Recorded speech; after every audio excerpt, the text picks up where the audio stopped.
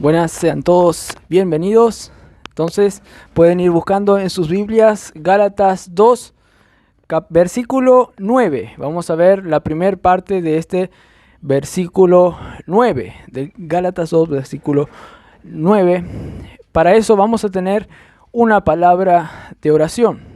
Padre Celestial, gracias por este día, Señor. Gracias porque estás aquí presente con nosotros. Te pedimos que tú bendigas, Señor, esta predicación de tu palabra y que podamos ser beneficiados con esta palabra. Gracias por todo. En nombre de Cristo Jesús. Amén. El texto dice, y reconociendo la gracia que me había sido dada, aquí está hablando que los líderes de Jerusalén reconocieron la gracia que se le había sido dada. ¿A quién? Al apóstol Pablo. Y yo quiero en esta predicación entender en qué consistía esta gracia y por qué Pablo puso aquí esa palabra gracia en este texto. Para eso les voy a hacer una breve introducción para entrar en el sermón y para aplicar lo que este pasaje nos quiere decir en el día a día, hoy en día, para que vean la importancia de este texto para ustedes.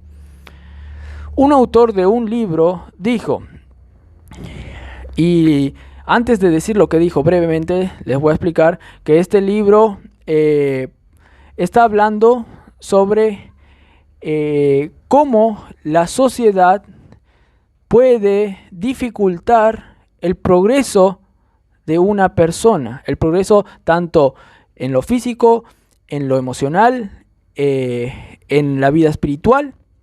¿Cómo puede la sociedad influenciar a mal a esa persona? Que como dije, no pueda progresar bien, pues la sociedad está conformada por el mundo, el sistema mundano, que está liderado ahí por los demonios, quienes siguen las órdenes de Satanás. Entonces vamos a ver más lo que dice este autor. Él dice, y ahora apuntando específicamente al hombre, es decir, al masculino, aunque después le voy a hacer también una aplicación a las mujeres para que no se queden sin exhortación, chistes. Bueno, dice así el autor del libro. Al aprender a ser un hombre, el muchacho americano tiende a sobrevalorar los atributos de la masculinidad, sacando el músculo, expresándolos ostensiblemente mediante el valor físico, la dureza, la competitividad y la forma de progresar. Le explico hasta ahí. Este autor está diciendo que la sociedad, por ejemplo, aquí en este caso, americana, da una imagen de cómo tiene que ser el hombre. Pero imagínense si esa imagen de esa sociedad está equivocada. Va a producir hombres entonces equivocados. Y aquí en Estados Unidos promueven eso, la masculinidad, en el sentido de expresándole, acá dice, con atributos de valor físico, que tiene fuerza, que es duro, que tiene competitividad y que siempre lucha, trabaja mucho más y se esfuerza y se mata trabajando. Tanto es así que el autor dijo un poco antes, o después, no me acuerdo, que hay una propaganda del cigarrillo de Marlboro donde aparece un hombre fortachón con pelos largos seguramente y cabalgando un caballo. Bueno, esa es la imagen que quieren transmitir de cómo tiene que ser un hombre ahí en Estados Unidos. Ahora bien, el resultado, ¿cuál es? Va a seguir diciendo aquí el autor. El resultado. Donde quiera que tengan ustedes la oportunidad, observen a los hombres de edad allí en Estados Unidos. En una inmensa mayoría de parejas casadas y entradas en años, el marido ha fallecido y ha sido sobrevivido varios años por la esposa. Es decir, esta forma de vivir que promueve la sociedad para el hombre, ¿termina en qué? Termina en que muere mucho más antes que la esposa, generalmente. Está diciendo este autor, cuando escribió este autor, ponerle los años 80, por ahí, años 90. Y esto es lo que puede estar pasando en muchos lugares. Pero ahora les voy a hacer una aplicación después para entender mejor. Por causa de lo que la sociedad obliga a los hombres se ven dificultados en problemas de enfermedad, problemas de esto, estrés, etcétera, y terminan muriendo mucho más antes que las esposas. Eso está diciendo él. Ahora vamos a seguir explicando un poco más. O dos, si ambos están todavía vivos, los hombres de edad y las mujeres, pero hay un enfermo entre ellos dos, casi siempre es el marido el enfermo. Y acá dice, es la víctima del código inédito de la sociedad que dicta que llorar no es masculino, como tampoco lo es solicitar ayuda, expresar ternura o cualquier otra emoción natural. Está diciendo, el hombre no puede llorar, el hombre no puede pedir ayuda, el hombre no puede expresar ni ternura. Eso es lo que refleja la sociedad en esa época, en aquel entonces. Por tanto, ahora dice, en el transcurso de los años, la culpabilidad, los temores y las frustraciones sitúan y convierten su cuerpo y su mente en una ruina. Le afecta todo eso, a su mente, cuerpo y todo. Y al fin, dice, la vida física y emocional del hombre queda agotada, afectando a su esposa, a su familia, a sus relaciones y a su trabajo. Es decir, todo aquello sobre lo que ha construido su vida termina siendo afectado. Y hermanos, terminó la cita. Este es el problema aún en muchos cristianos,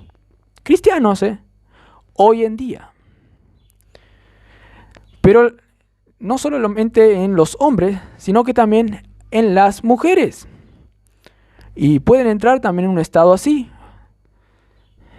Y más que hoy en día se está influenciando ahora un movimiento feminista, donde las mujeres están teniendo roles más parecidos a los de los hombres, más responsables, en que también se tienen que esforzar cantidad para superar al hombre.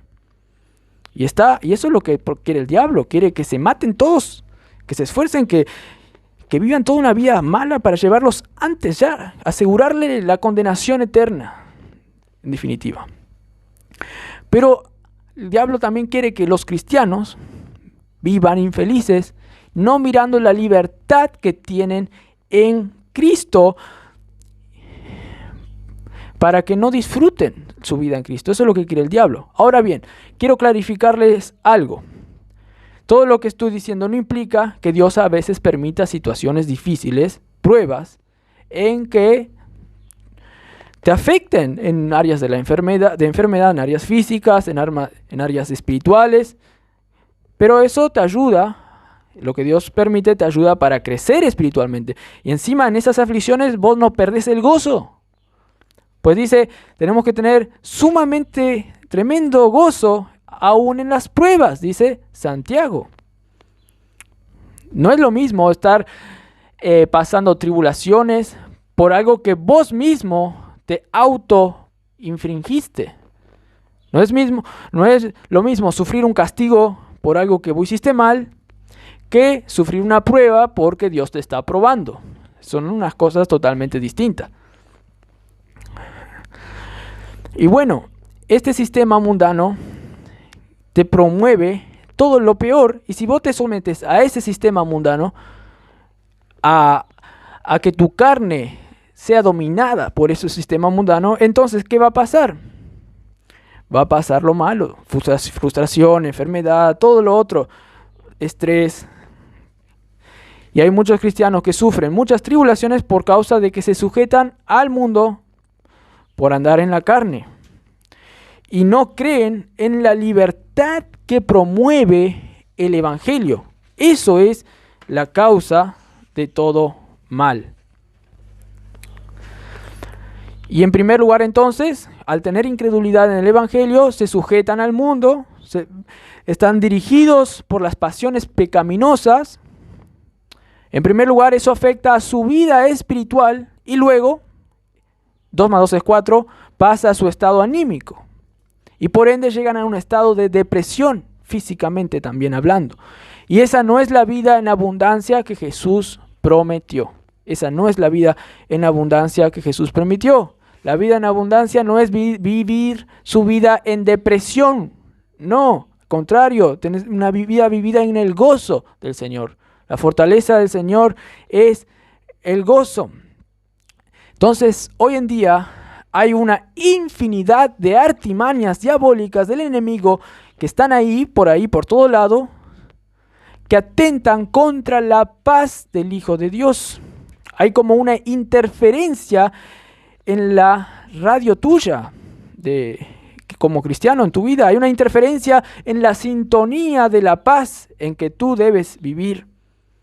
Y a los de Galacia le estaba pasando esto. Había una interferencia que promulgaban ellos, no tener paz, sino vivir en aflicción y siguiendo la corriente de los judaizantes, que eran guiados por Satanás y nada menos y nada más que ser guiados por Satanás. Vean que lo que les digo está de acuerdo con el contexto de la carta.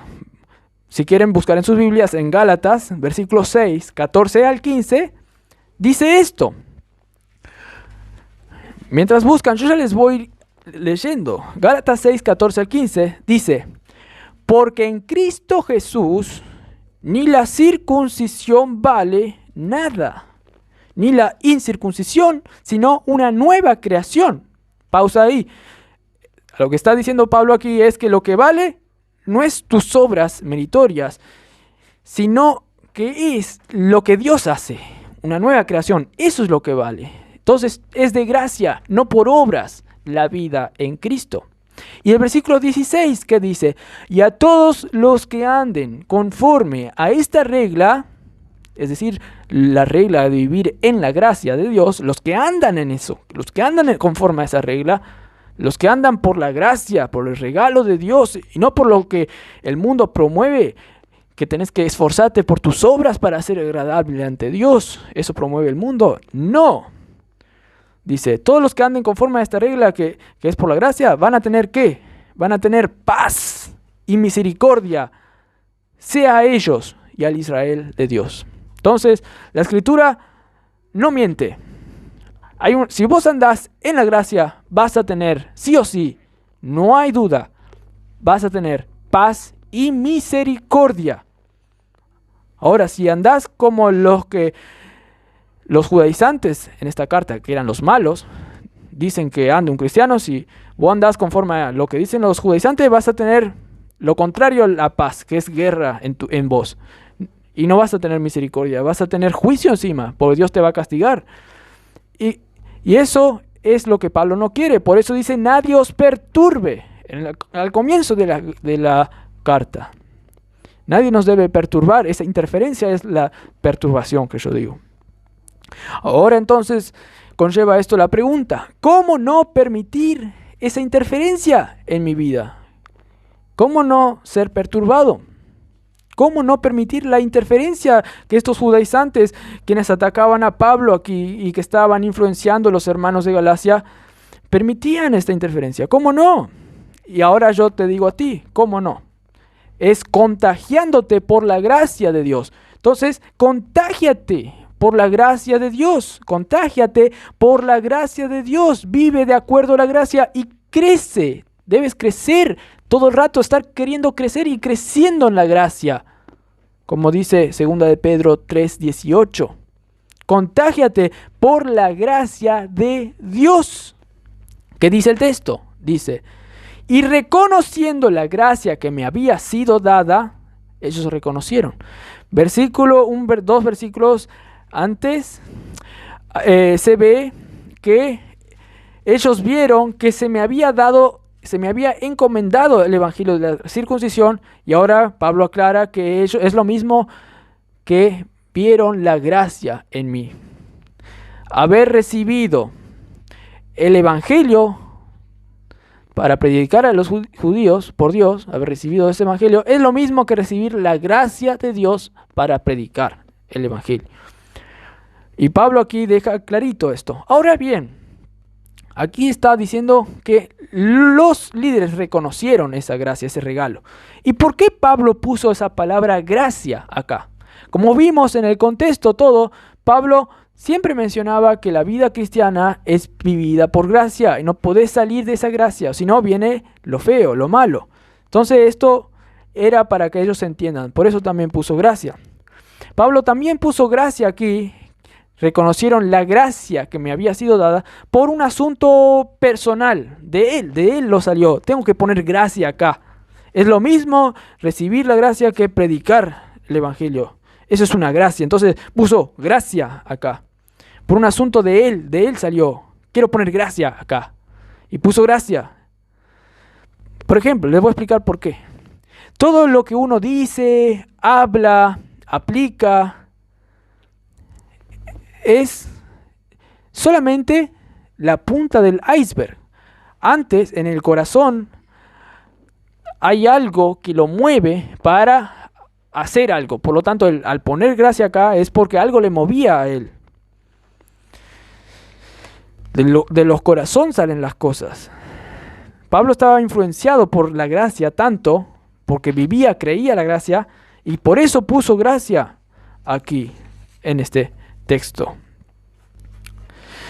Y era muy importante la gracia, y por eso puso esto. Si me dicen que no fue por eso que puso, si me dicen que no era que eso, no es eso, no es porque él estuvo influenciado por la gracia lo que le llevó a poner gracia acá. No es solo eso. Si me dicen que no, vean un dato.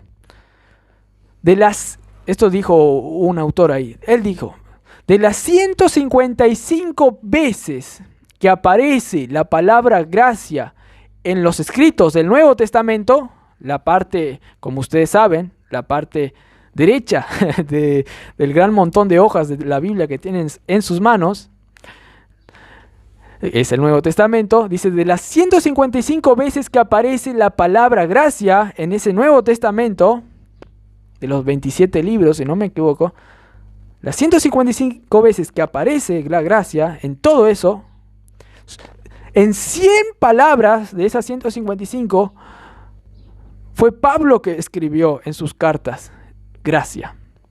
Pablo fue el que más escribió sobre gracia en el Nuevo Testamento. Esto es lo que está diciendo este autor.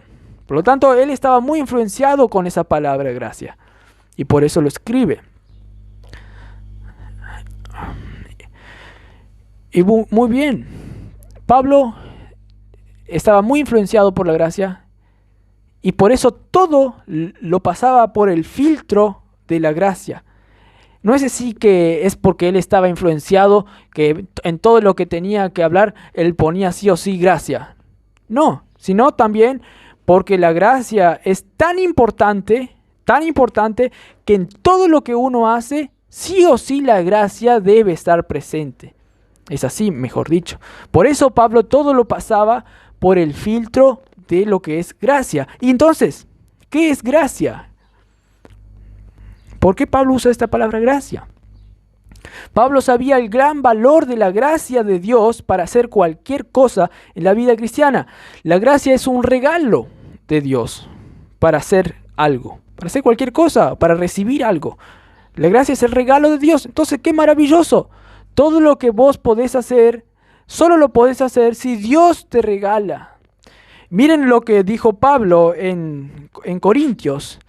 Dijo, ¿qué tienes que no hayas recibido? Y si realmente lo has recibido, ¿por qué te enorgulleces como si no lo hubieras recibido? ¿Por qué te enorgulleces diciendo, no, esto es mío, yo hice con mis propias fuerzas todo esto? Como si Dios no te regaló esa capacidad de hacer lo que hiciste. Entonces Pablo siempre hablaba sobre la gracia y todo lo pasaba por la palabra gracia, porque todo lo que un cristiano hace en su vida es por gracia. Y el don de ser apóstol, el don de predicar a los gentiles, también lo pasó por la gracia, porque es una gracia.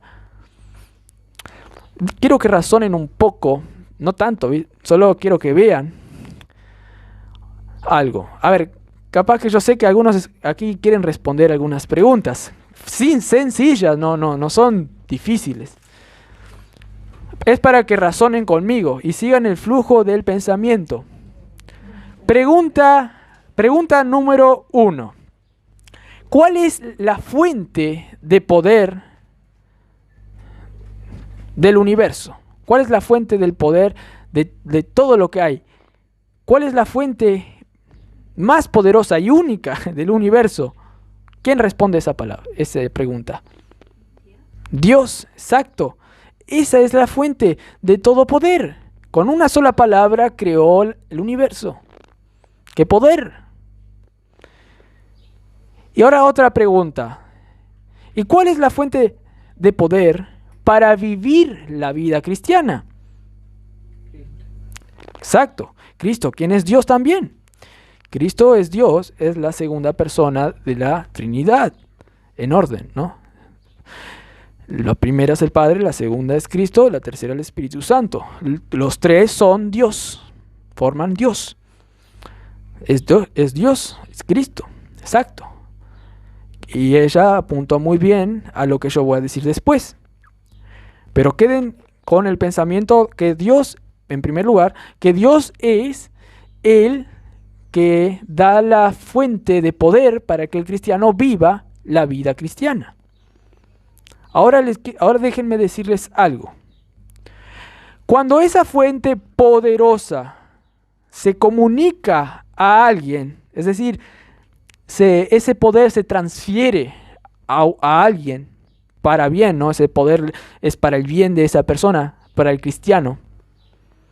¿Cómo se llama esa acción de esa transferencia de poder a un cristiano? ¿Cómo se llama esa transferencia de poder para que un cristiano viva? Se llama, esta es un poco más difícil, pero esa transferencia se la puede llamar gracia. Es un regalo esa transferencia de poder. Vos no podés comprar a Dios para tener el poder de Dios. En primer lugar, no se compra ese poder, pues no tiene precio ese poder. Es de gracia el poder de Dios para vivir la vida cristiana. Ahora bien, siguiendo con lo que dijo Gladys, ¿cómo es posible esa transferencia de poder, esa gracia? ¿Cómo se comunica? Sí y solo sí, por medio de la muerte de Cristo y resurrección de Cristo a favor del cristiano. Solamente por el Evangelio se transfiere ese poder. En eso radica la comunicación de la gracia para seres tan inmerecedores de un regalo tan grande, para poder vivir la vida cristiana con poder, para hacer el bien. Por tanto, Pablo entendía clarito esto, entonces mencionaba la gracia por todo lado, como acá. Y si tú entiendes esto, esta gran gracia, este gran regalo, no puedes sacar el importante factor en esa ecuación que es vivir la vida cristiana y vivirla bien. El factor de el Evangelio tiene que estar ahí. Para cualquier cosa que hagas en tu vida cristiana, no puedes sacar ese factor tan importante que es la gracia por medio del Evangelio de Dios. Entonces, ¿cuál debe ser el principal concepto que tú debes apreciar y valorar cuando vas a hacer algo en la vida cristiana? Tienes que ser como Pablo, decir esto es por gracia. Así, porque es lo que es la realidad. Por eso Pablo mencionó aquí gracia. Pablo encima, además, sabía que sin la gracia de Dios, no es que solamente no podría hacer algo, sino que, además, la justicia y la santidad de Dios lo agobiarían, aún siendo cristiano. ¿Por qué? Porque Dios requiere de sus hijos, requiere de todos que ellos sigan las leyes. Pero sin la posibilidad y el poder de Dios, Pablo no puede hacer nada en la vida cristiana. Y por lo tanto, sin el poder de Dios, Pablo sabía que la justicia y la santidad que Dios tiene le agobiarían.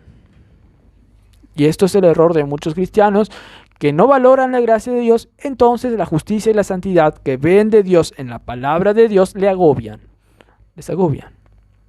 Ahora bien, Pablo no solamente, además, no pone esta palabra aquí por un asunto personal que él vivía por esa gracia, entonces, voy a poner esa gracia, sino también es por lo que el contexto aquí nos dice, es algo más objetivo. ¿Por qué pone? Porque en realidad, como también estuve diciendo, en realidad era una gracia este regalo, esta capacidad de poder predicar y recibir esa encomendación de predicar el Evangelio.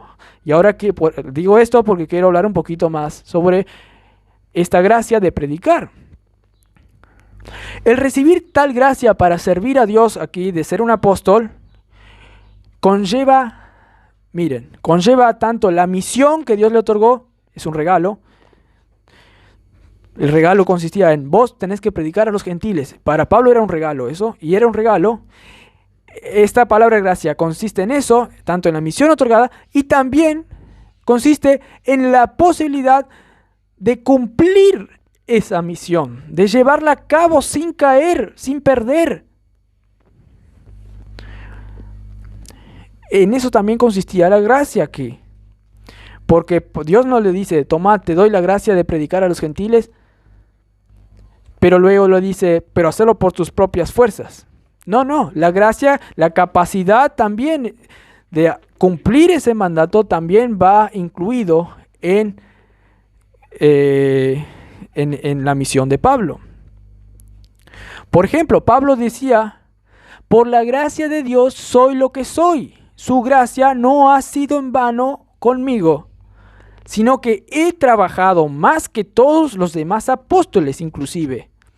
Pero no yo, dice, sino la gracia de Dios que está conmigo. Su ministerio lo hacía porque recibía continuamente suministro, poder de Dios. Y esa transferencia de suministro de poder de Dios para realizar el ministerio, ¿cómo se llama? El Espíritu Santo es el poder de Dios que de gracia nosotros recibimos. Exacto. Y esa gracia, ¿en qué consistía también aquí? Objetivamente hablando, ¿qué era esta gracia también? Bueno, es comunicar también la predicación del Evangelio a los demás gentiles. Esta es una gracia que se otorga a los demás. Crean en el Señor Jesucristo. Es una gracia, es un evangelio, una noticia. Crean en el Señor Jesucristo y tendrán vida y vida en abundancia. La promulgación de este evangelio, de la misión de Pablo, como un heraldo del rey, uno que pregonaba que el rey viene, es una gracia también que se ofrece. Y quien acepta esa gracia tiene vida eterna. En eso también consiste por el motivo de por qué Pablo puso gracia aquí. Por eso Pablo también usa gracia en todos estos aspectos. Ahora hay que considerar también que el pasaje dice que los líderes vieron la gracia que Dios le dio. Fueron los líderes que discernieron esa gracia en Pablo. Esa gracia de predicar. Son los líderes quienes vieron esta gracia que Pablo recibió. Con esto no quiere decir, hermanos, que vinieron los líderes así a Pablo, ahí Juan, Cefas, quien es Pedro, y Santiago, el hermano de Jesús, el líder de Jerusalén, como Pablo va a decir aquí. No es que ellos vinieron así, le tocaron así la palma a Pablo y le dijeron, Pablo, nosotros vimos la gracia de Dios que recibiste para predicar a los gentiles. Ellos capaz que no mencionaron la palabra gracia, pero Pablo intuyó que ellos sí creían que fue de gracia que ellos recibieron el regalo, que Pablo recibió el regalo para predicar. Pablo intuyó que ellos discernieron que fue de regalo que él recibió eso. Por eso Pablo dice que ellos discernieron, reconocieron la gracia que me había sido dada. Pablo está al tanto que ellos sí discernieron que él tenía la gracia de Dios para hacer eso. Y por eso entonces puso aquí, se atrevió a poner que ellos vieron la gracia que recibí aquí.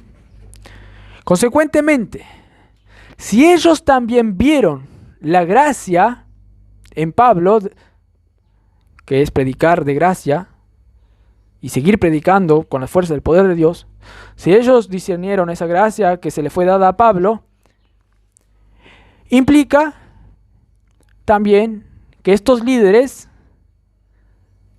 también tenían la gracia. Ahora les quiero explicar un poco. Implica que ellos también apreciaban la gracia en sus vidas.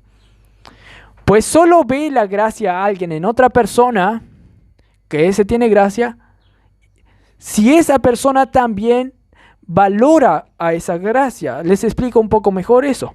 Por ejemplo, el que es un buen jugador de fútbol reconoce mucho mejor que otra persona que no es un jugador de fútbol, reconoce mucho mejor quién es un buen jugador de fútbol. ¿Por qué? Porque ese jugador de fútbol está muy familiarizado cómo ser bueno en la cancha. Y él sabe cómo dar los tacos, él sabe cómo pasar, él sabe cómo mirar, tener una visión amplia, él sabe el ritmo del juego, él sabe todas esas características que hacen de un jugador bueno y está muy familiarizado con esas características, y por lo tanto cuando ve que otro hace lo que él hace, entonces esta persona dice, este tiene las características de ser un buen jugador. Y eso pasó con los líderes. Los líderes estaban tan familiarizados con la gracia de Dios que vieron en Pablo también esas características de tener la gracia de Dios. Está el dicho, la bestia conoce a la bestia. Quien es una bestia conoce a otro que es como él. No sé, lo escuché por ahí. Entonces, porque uno está tan familiarizado con algo, ese algo, si otro tiene ese algo, el primero le va a captar en el acto. Es así. Por tanto, estos apóstoles, estos líderes, que algunos eran apóstoles, conocían esta gracia de Dios en ellos. Conocían la gracia que es predicar el evangelio por el poder de Dios. Y algunos eran apóstoles y otros líderes de la iglesia. Ellos conocían, ellos estaban muy familiarizados con la gracia de Dios en Cristo.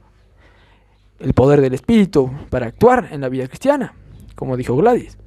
Ellos conocieron encima la gracia en persona.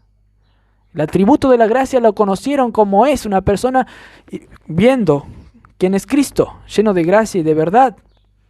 Esos son apóstoles y líderes. Ellos vieron, además, muchas cosas de Jesús. Por ejemplo, muy probablemente, como pasó, los discípulos hicieron enojar, en un buen sentido, porque Jesús no se enoja en mal sentido.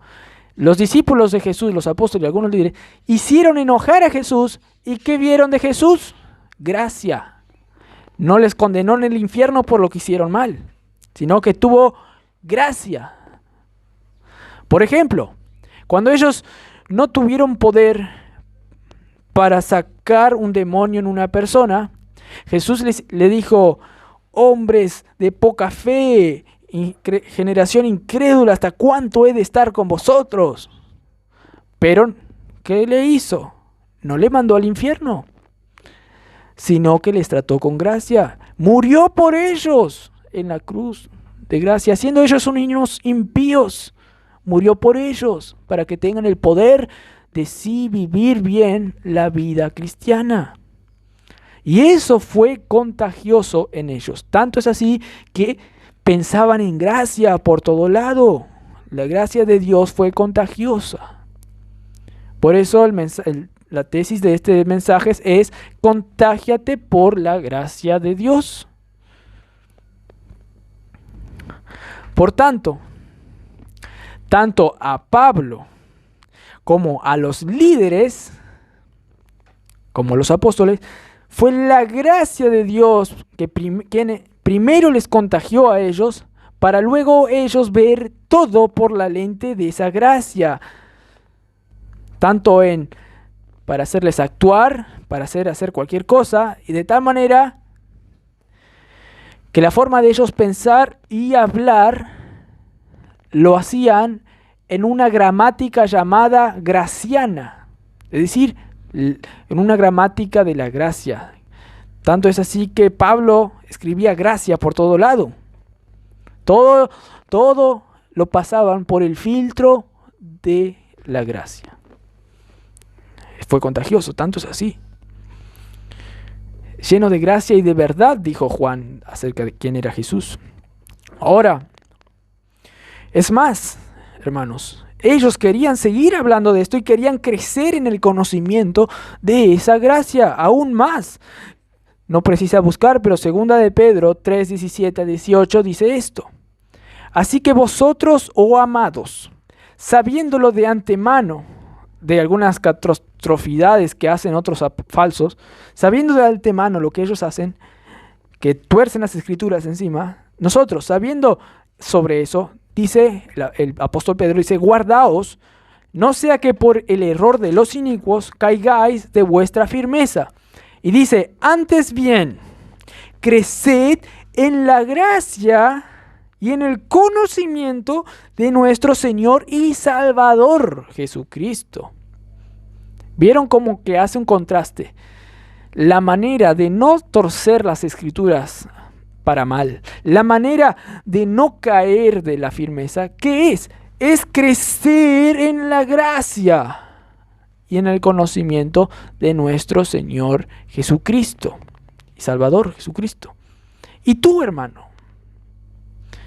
¿Quieres seguir siendo contagiado y creciendo por la gracia de Dios? Es la gracia dada por el Evangelio lo que explica cómo nosotros podemos hacer todas las cosas en la vida cristiana.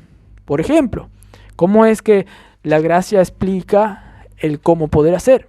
Por ejemplo, yo puedo actuar justamente si y solo si Dios, por medio de la gracia del Evangelio, hace en mí ser justo y santo y amable. Solo si yo me apropio de la gracia de Dios, de esa gracia del Evangelio, ahí Dios actúa en mí, justo, santo, amable. Así también tú te debes apropiar de la gracia de Dios para tener la fuerza para actuar de una manera justa, santa, amable y todos los atributos buenos que Dios tiene. Le voy a hacer una ilustración para entender mejor. La gracia es la fórmula, el Evangelio de Cristo es la fórmula que engloba todo el universo en la vida cristiana, por así decirlo. Einstein, un científico que ustedes conocen, era cachado del científico loco. Einstein, además porque le sacaron una foto y él sacando la lengua, y no quiero hacer eso ahora porque se me van a reír. Einstein quería encontrar la fórmula matemática, física, que explicara cómo funciona todo el universo. Y él era muy ostencioso y quería encontrar esa fórmula, pero encima muy simple, en una ecuación muy simple. Él ya había encontrado otras fórmulas ahí, pero él quería encontrar cómo funciona todo el universo en una simple ecuación. El Einstein no pudo, pero bueno, él quería encontrar esa fórmula. Ahora bien, Dios nos dice la fórmula para vivir y hacer todo en la vida cristiana. Y es la gracia, y el cristiano ya lo encontró y tiene que aprender a apreciar esa gracia. Y la fórmula es el Evangelio de la gracia. De manera que cualquier persona que saque de la ecuación al Evangelio, sacará todo. No podrá explicar cómo funciona ningún aspecto del universo en el cristiano. No podrá explicar, por ejemplo, cómo poder darle un vaso de agua a un necesitado. Un mandamiento que dice la Biblia, a los necesitados tienes que darle algo. Y no va a poder hacer eso. No va a poder hacer nada en el universo cristiano si saca la fórmula que resume el todo. No hará nada bien. Eso no queda duda. sino si saca la palabra de la gracia. Por lo tanto, solo el que usa la fórmula hecha por Dios puede entender cerradamente, completamente, de manera coherente y suficiente el asunto sobre algo en su vida cristiana. Solamente viendo la gracia, discerniendo la gracia, él va a poder hacer algo de manera correcta, suficiente, cerrada en su vida cristiana. Y va a poder entender el cómo hacer. Ya sea para comer algo, por ejemplo, o decidir qué trabajo le conviene, etc. Ustedes pueden rellenar ahí en sus listas cualquier cosa. La fórmula secreta, que no es secreta, sino que es dada por el Evangelio, te dice cómo hacerlo, y bien, de manera que no hay error. Si vos pones en la fórmula la gracia, todo te saldrá bien, no hay error. Ahora te hago una pregunta para que pienses. Por ejemplo, vos quisieras ser gozoso en Cristo y no estar preocupado en todo lo que hagas, en algo que hagas. Quisieras tener la paz y la seguridad de lo que estás haciendo bien, y por lo tanto tener gozo. Claro. Y eso lo puedes hacer por la gracia. Ahí te dice. Porque por fe en el Evangelio, Dios te va a dar sí o sí la respuesta y la solución. Otra pregunta, que es más una respuesta prácticamente. ¿Hay cristianos que disfrutan más que otros el cómo vivir la vida cristiana? ¿O duran más tiempo disfrutando de la vida cristiana en sus vidas? Claro que sí. Y los que disfrutan más en la vida cristiana son los que entienden lo que es la gracia para ellos, como Pablo. Otra pregunta. ¿Hay cristianos que se restablecen más rápido cuando algo les sacude? ¿Se restablecen, se levantan más rápido? Claro que sí. Los que entienden lo que es la gracia para ellos. A todos los que se apropian de la libertad que promueve el Evangelio, a todos ellos les va bien. Dios se agrada en darles este privilegio de disfrutar de la vida en Cristo. Por ejemplo, hay un pastor, Adrian Rogers, que ya murió, que era medio famoso, predicaba, mucha gente le escuchaba. Él dijo en una predicación, dijo una frase muy breve, pero que ustedes lo pueden aplicar en sus vidas. Él dijo: la gracia de Dios nos libera de la crítica. Seguramente él recibía mucha crítica. Y ustedes también van a tener crítica de otras personas. Pero la gracia de Dios les libera de eso. De tal manera que no se preocupen de eso. Ustedes saben sus vidas más que yo. Ustedes saben que a veces pueden tener críticas. Inclusive tus mismos pensamientos te hacen pensar mal de lo que tal vez otros piensan de vos. Pero ahí tenés que vivir en la gracia, y la fórmula es esa, la cual te va a liberar de todo eso malo que pensás. Quiero mostrarle un ejemplo de una persona, de una familia, que en medio de una generación incrédula, esa familia pudo salir en flote por causa del poder de Dios. Y esa familia fue contagiada por el bien, como nosotros tenemos que ser. La familia es la familia de Caleb, que se encuentra en el Antiguo Testamento. Caleb, si se acuerdan, fue el que no dudó que Dios podía entregar la tierra prometida. Él no dudó. Él dijo: Dios me puede entregar la tierra prometida a mí y la voy a tener. En cambio, los otros 10 espías que estaban con él dijeron: no, hay gigantes allá, es imposible.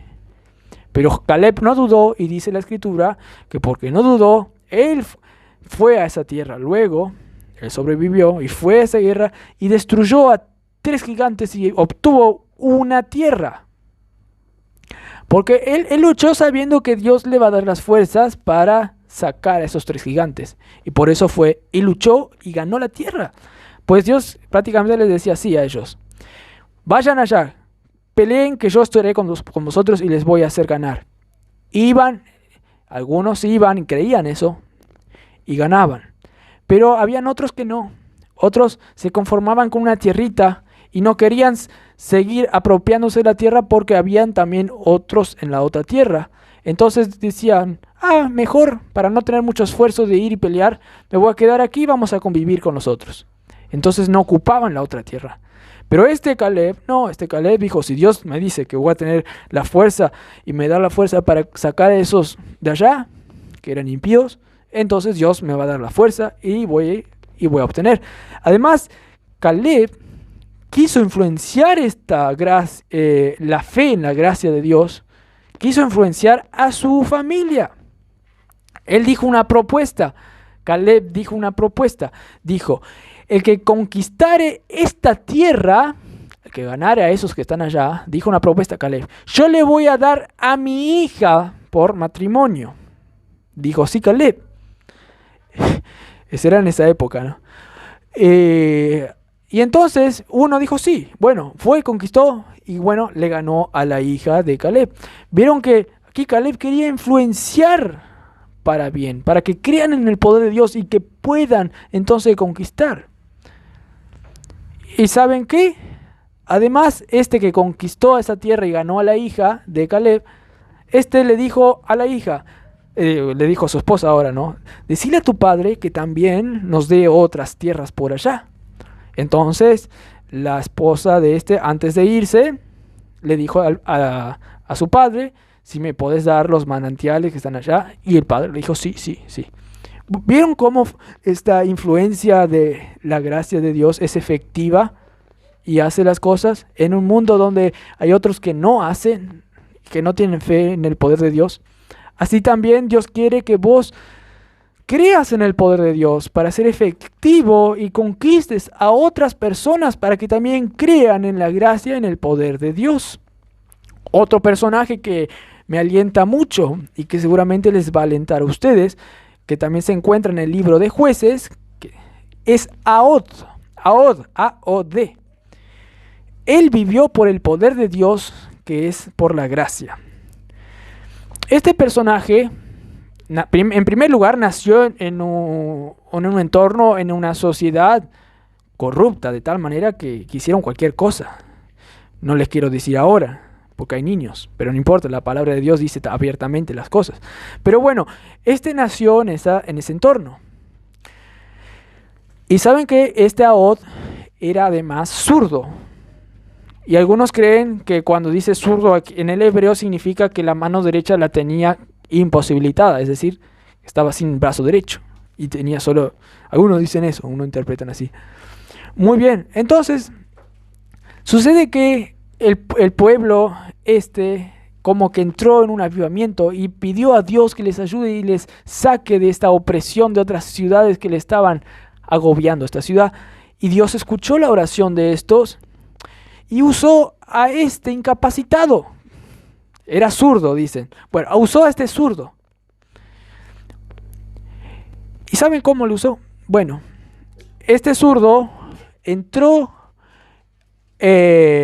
ahí donde estaba el rey que agobiaba a su pueblo. Entró ahí y le habló y le dijo al rey: Rey, tengo una palabra secreta para decirte.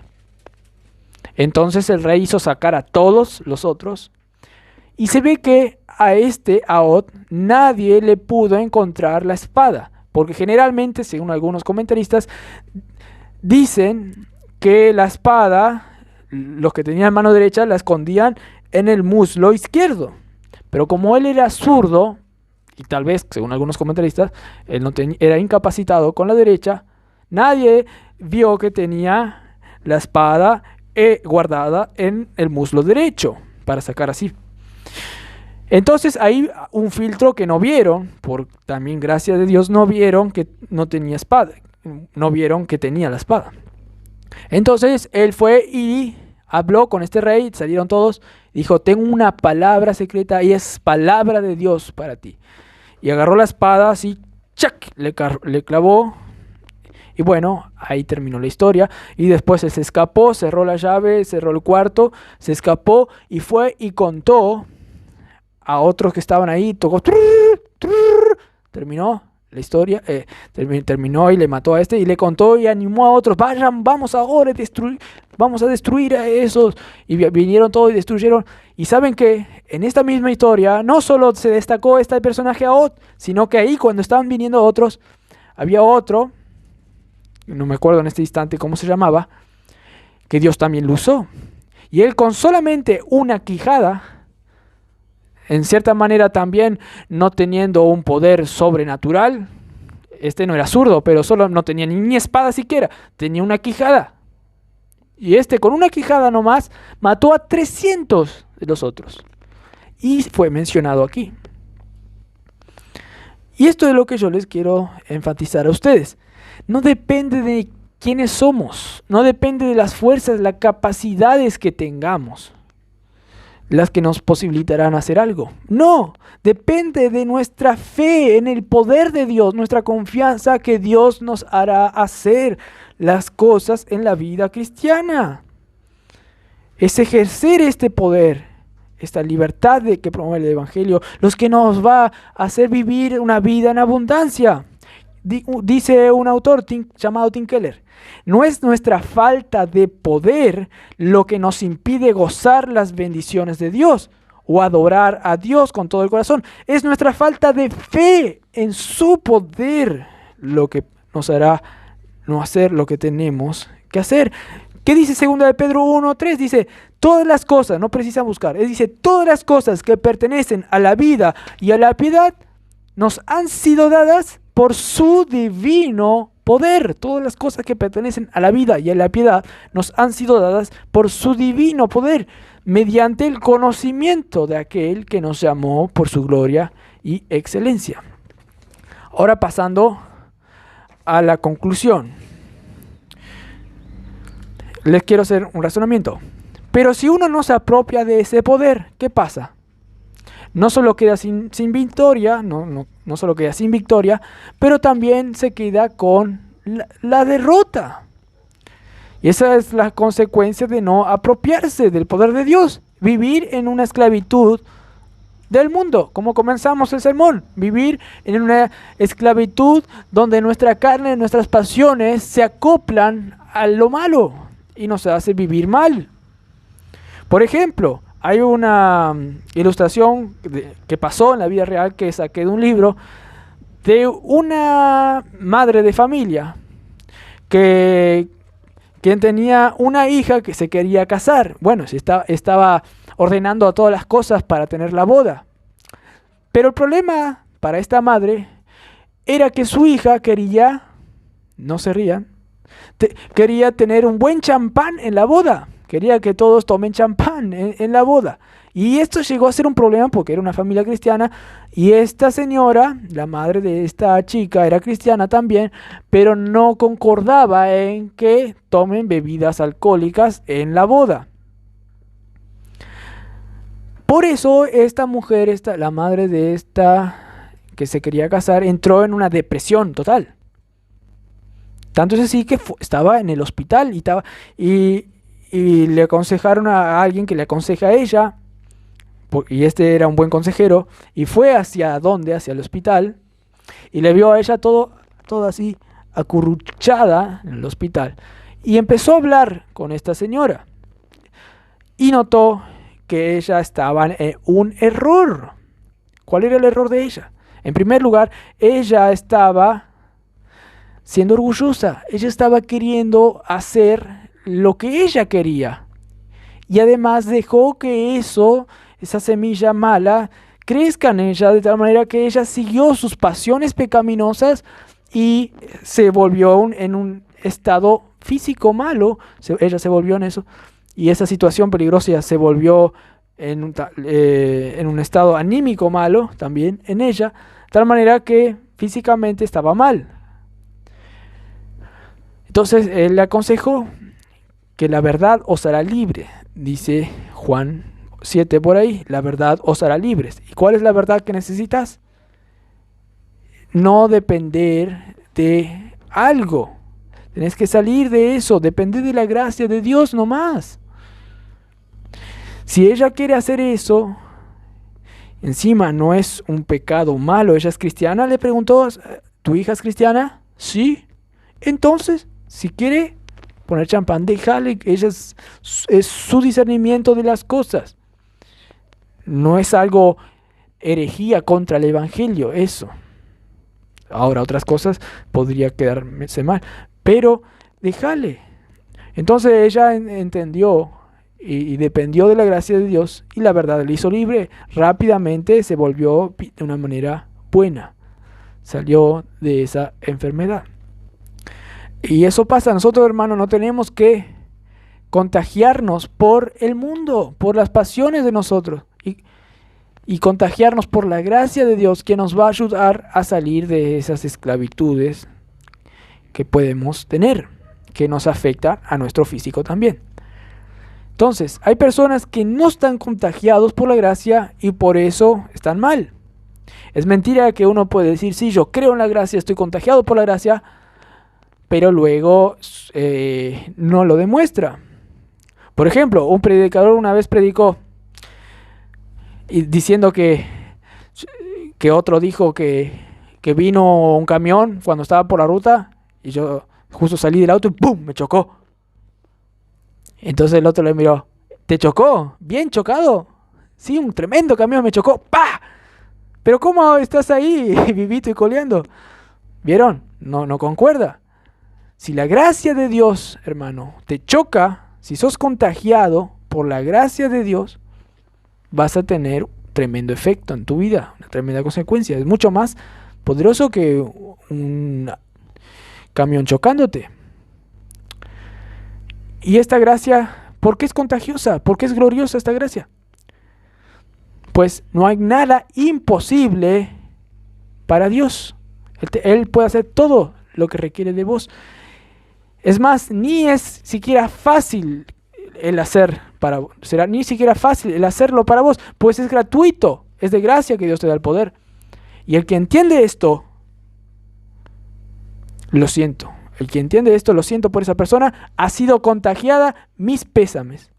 La gracia de Dios va a obrar poderosamente en esa persona. Entonces, contágiate de esta gracia, crece en el conocimiento de ella, y esto será un incendio en tu vida. Esta gracia va a ser como un camión que te va a hacer pomada para el bien de Dios. Hay un autor, poeta, que es un poeta que no es creyente, cuando escribió esto, creo yo, y lo saqué del libro de Jorge, se llama el título, y que habló algo sobre el incendio, el poder de un incendio, y lo habló en manera cómica, pero de esto quiero sacar algo.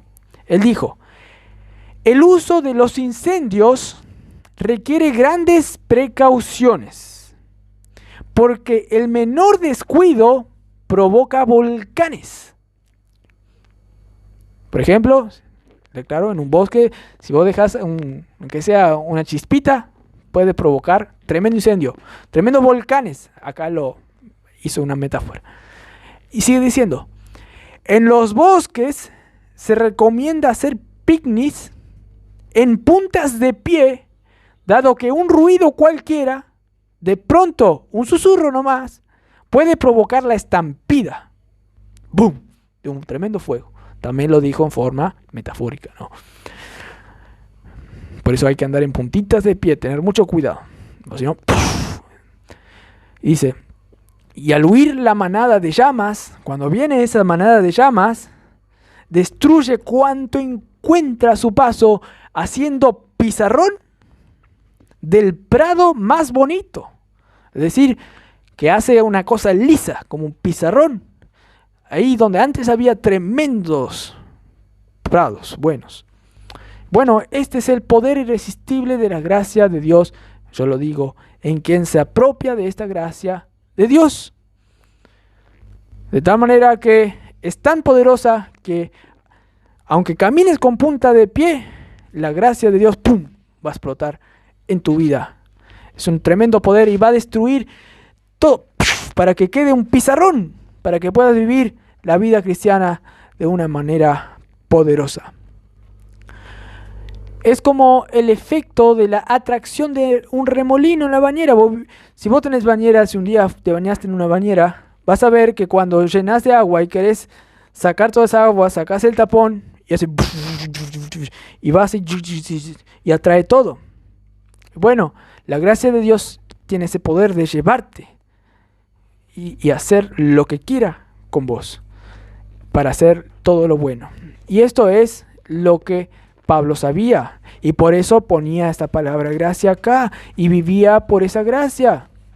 Entonces, hermano, aprópiate del poder del Evangelio, que es la gracia de Dios, para vivir tu vida cristiana de una manera victoriosa. Y esto no es cuento de hadas, esto es muy real. Vamos a tener una palabra de oración. Padre Celestial, gracias por este día, Señor, que pudimos estar ante tu palabra. Te pedimos, Señor, que tú obres en nuestros corazones para crecer en el discernimiento, en el conocimiento de la gracia de nuestro Señor y Salvador